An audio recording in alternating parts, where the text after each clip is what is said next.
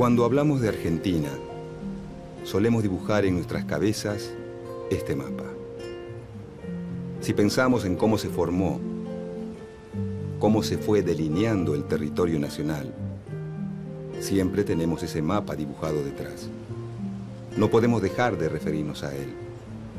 Pensamos que Argentina es ese mapa, pero en realidad lo que ahora es Argentina, uno de los países que se construyeron después de la caída del Imperio Español en América, pudo haber tenido otra forma. Pudo no haberse llamado Argentina. Pudo haber sido muchos países o parte de un gran país hispanoamericano.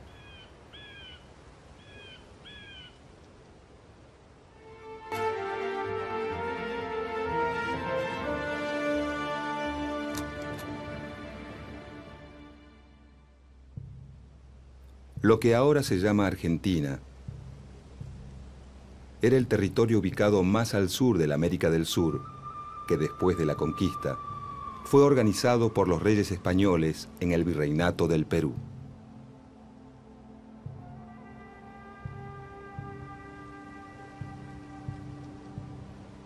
Parte del actual territorio argentino estaba incluido en las gobernaciones del Tucumán y de Buenos Aires dentro de ese virreinato. En 1776, la corona española funda el Virreinato del Río de la Plata, que ocupa aproximadamente los actuales territorios de Argentina, Bolivia, Uruguay y Paraguay. El eje de la economía se encuentra en la ciudad de Potosí, productora de grandes cantidades de plata. Y se elige a Buenos Aires como salida del mineral hacia Europa. Por su ubicación estratégica, Buenos Aires se convierte en la capital del nuevo virreinato. El Imperio Español parece volver a florecer, pero aunque nadie lo sabe, está a punto de derrumbarse.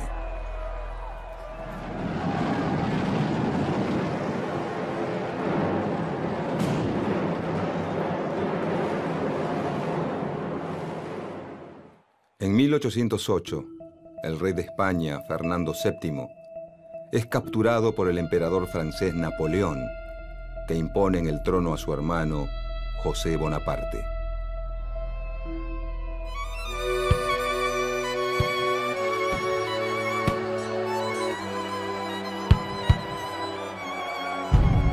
Las ciudades españolas se rebelan y forman juntas en nombre del rey preso.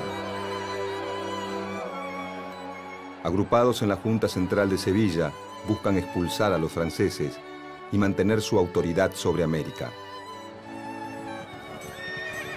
En 1810, la Junta Central se derrumba ante los ataques franceses y España queda bajo el dominio de Napoleón Bonaparte.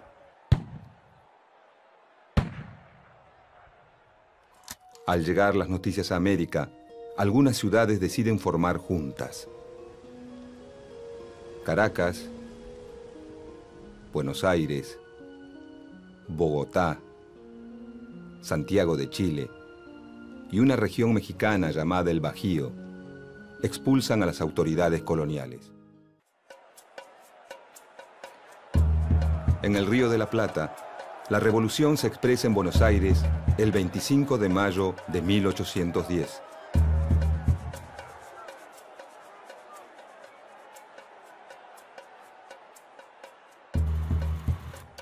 El grupo revolucionario que desplaza al virrey Baltasar Hidalgo de Cisneros cuenta con el apoyo de la milicia criolla, con la que busca asegurarse la adhesión del resto del virreinato. Con la Revolución de Mayo comienza el proceso de independencia de las colonias españolas en el Cono Sur. Paraguay y Montevideo se oponen a la revolución, no así las zonas rurales de la banda oriental. Mientras que el ejército de Buenos Aires es derrotado en Paraguay, Montevideo se rinde en 1814. Una expedición enviada por la primera junta obliga a Córdoba a la obediencia y avanza al norte para ocupar el Alto Perú. La expedición comienza con un triunfo, pero finalmente es derrotada. El poder está dividido. Durante años, ni revolucionarios ni realistas pueden pasar más allá de Salta. Para los lugareños, la guerra se convierte en algo cotidiano, en el centro de sus vidas. En 1815, el gobierno revolucionario apoya el plan del general José de San Martín: atacar a los realistas en Chile y avanzar sobre el Perú.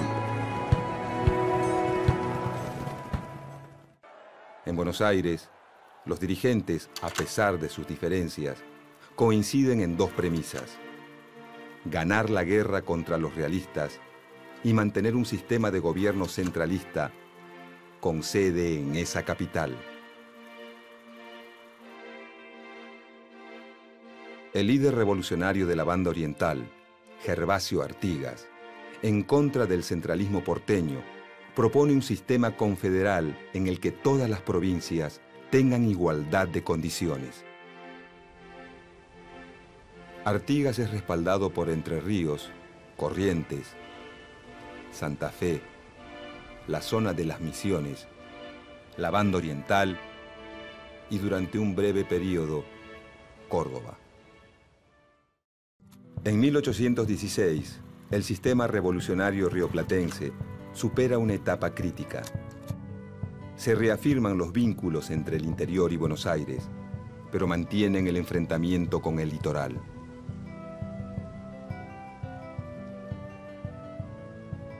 Para disminuir la tensión, se elige a la provincia de Tucumán para llevar a cabo el Congreso que declara la independencia de las Provincias Unidas de Sudamérica.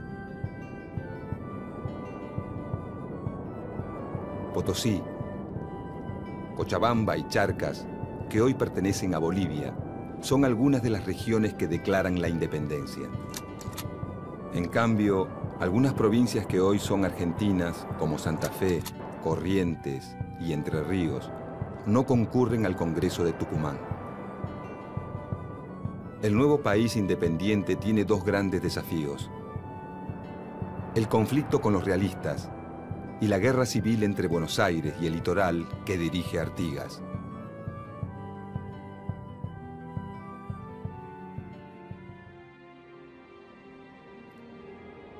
El nuevo director supremo, Juan Martín de Pueyrredón, reafirma el gobierno centralista y apoya al general José de San Martín, que inicia su campaña a través de los Andes. San Martín liberará a Chile y Perú, y así contribuirá a la caída del poderío español en América del Sur.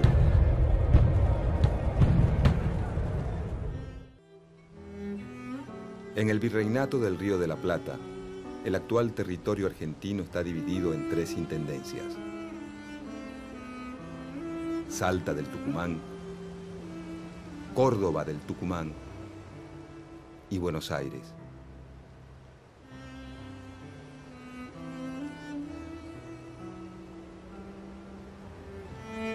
Los gobiernos revolucionarios subdividen esas intendencias coloniales.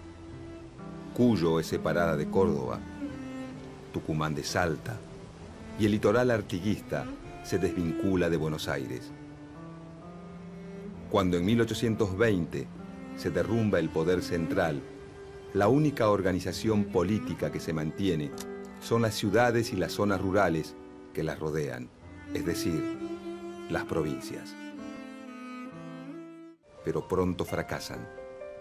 Quedan entonces 13 provincias y más tarde se agregará Jujuy.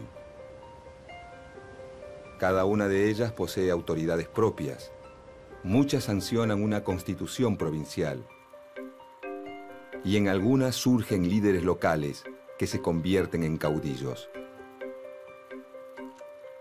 Salta, Tucumán, Entre Ríos, Santa Fe y la Banda Oriental han sufrido la devastación de la guerra.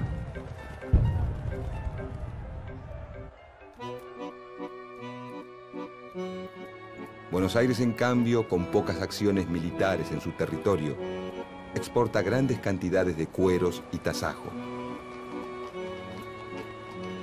Su aduana le permite aumentar su poder sobre las demás provincias y volcar sus recursos contra los indígenas.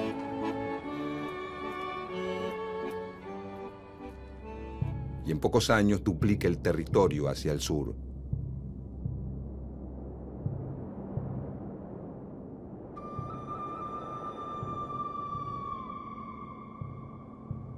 En el interior, el fin de la guerra reactiva los circuitos comerciales, Cuyo con Chile, el norte con la nueva República de Bolivia, mientras que el litoral y Córdoba se vuelcan a la producción de cueros para el mercado atlántico.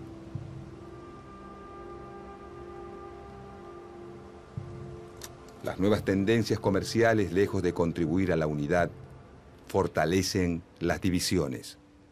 La banda oriental, apoyada por las Provincias Unidas, se levanta contra la dominación brasileña. Mientras que los rioplatenses obtienen importantes victorias militares, los brasileños bloquean el puerto de Buenos Aires, principal fuente de ingresos de las Provincias Unidas. Con la mediación de Inglaterra, se resuelve el conflicto y nace un nuevo país independiente, la República Oriental del Uruguay, que se separa de las Provincias Unidas.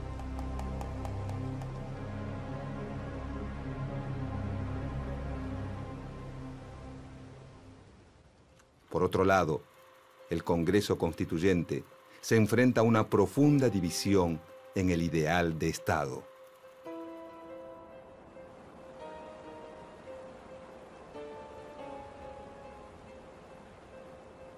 Dos corrientes surgen de este enfrentamiento. Los unitarios, quienes sostienen que el gobierno central, creado durante la Revolución, es el fundamento de la soberanía nacional. Y los federales, quienes defienden la soberanía de cada provincia. Aunque el grueso del interior es federal y los principales dirigentes unitarios son porteños, hay muchos federales porteños y varios unitarios en las provincias.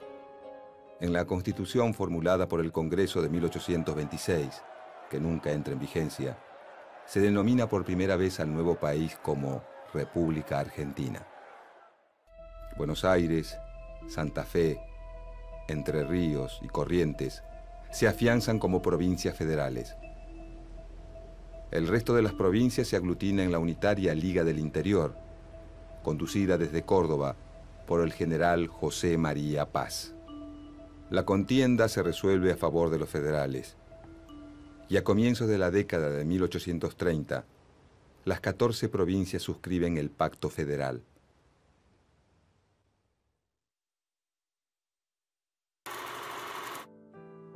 Aunque legalmente las provincias son iguales entre sí, el gobernador de Buenos Aires, Juan Manuel de Rosas, afirmado en el poder desde 1835, logra imponer su orden sobre el resto de la Confederación. Por medio de la diplomacia o de la fuerza, obtiene gobernadores adeptos en todas las provincias, afianzando su poder a través de un único partido federal.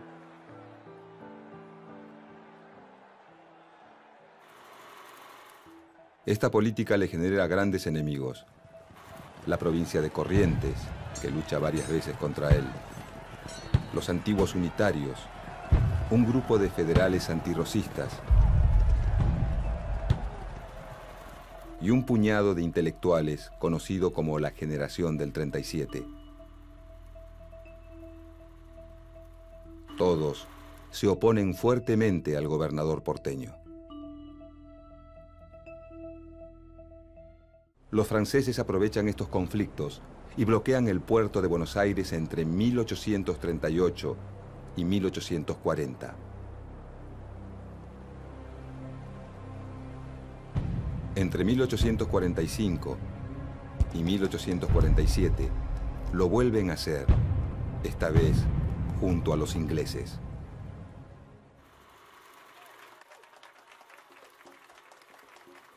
Rosas supera los conflictos y logra el reconocimiento internacional de una zona política autónoma en América del Sur. Es su momento de apogeo, pero uno de sus aliados más importantes, el gobernador de Entre Ríos, Justo José de Urquiza, se levanta en su contra, ya que Rosas impide la libre navegación de los ríos, lo que perjudica a las provincias del litoral, que no pueden competir con las exportaciones porteñas.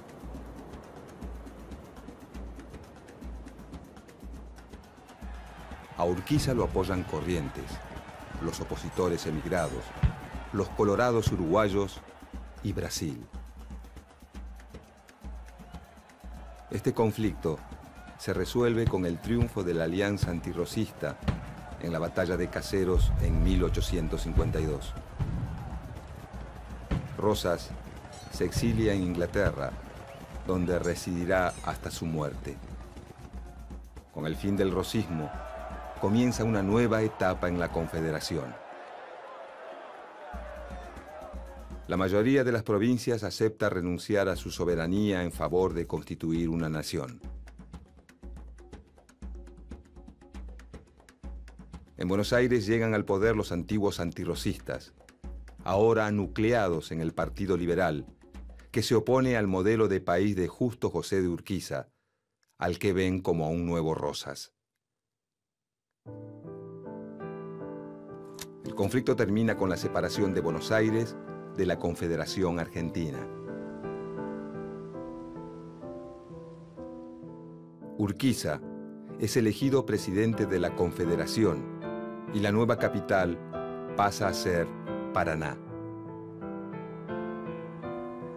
Un año después, en 1853, se sanciona en Santa Fe la Constitución Nacional.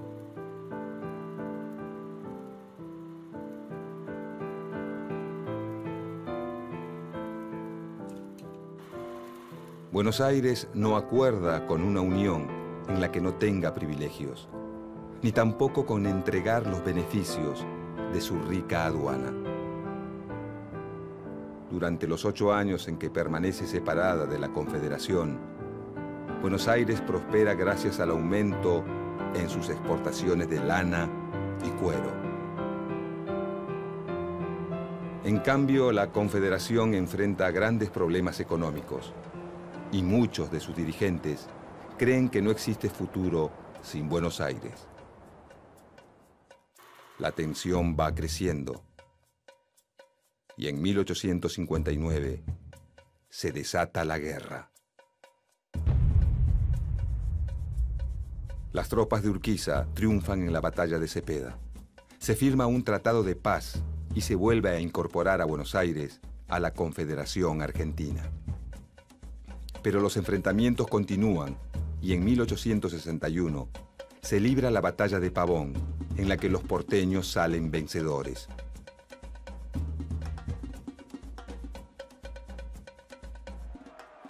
Su líder, Bartolomé Mitre, es elegido presidente.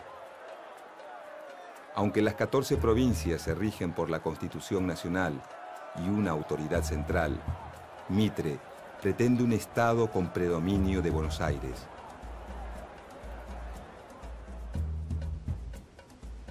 En 1865, el gobierno de Mitre firma el Tratado de Triple Alianza con Brasil y la República Oriental del Uruguay contra Paraguay. Juntos desatan una guerra larga, que en Argentina es impopular y resistida. Concluye con la destrucción socioeconómica del Paraguay, que pierde a la mayor parte de su población masculina. Brasil y Argentina se apoderan de una parte del antiguo territorio paraguayo. Durante el conflicto se forma un ejército que, por primera vez, depende fuertemente de las autoridades nacionales y no de las distintas provincias.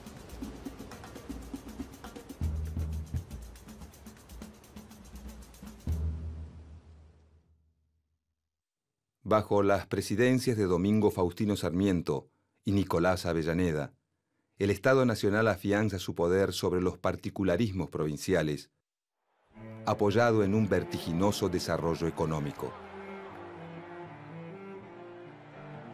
Aparecen el alambrado de los campos, el ferrocarril y los inmigrantes europeos que solucionan la escasez de mano de obra. En 1880, dos candidatos se enfrentan en la elección presidencial. El general Julio Argentino Roca, quien había conquistado territorios al sur de las fronteras, exterminando a los pueblos originarios, y el gobernador de Buenos Aires, Carlos Tejedor.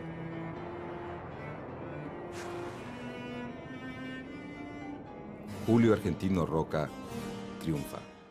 En 1880, la ciudad de Buenos Aires pasa a ser la capital federal de la República Argentina, y en 1882 se funda una nueva capital para la provincia de Buenos Aires, que será llamada La Plata. Entregar la capital a la nación le otorga más poder al presidente y debilita a la provincia más poderosa. En 1884, el ejército se apodera sangrientamente de los territorios aborígenes del Chaco.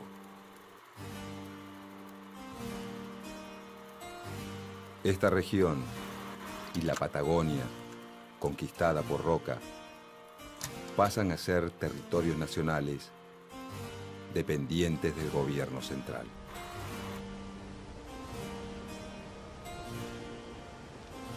En la década de 1880, con el mapa argentino casi idéntico al que conocemos hoy, la existencia de un poder central consolidado, una sola moneda y un solo ejército nacional, se cierra el conflictivo y complejo proceso de construcción del Estado argentino.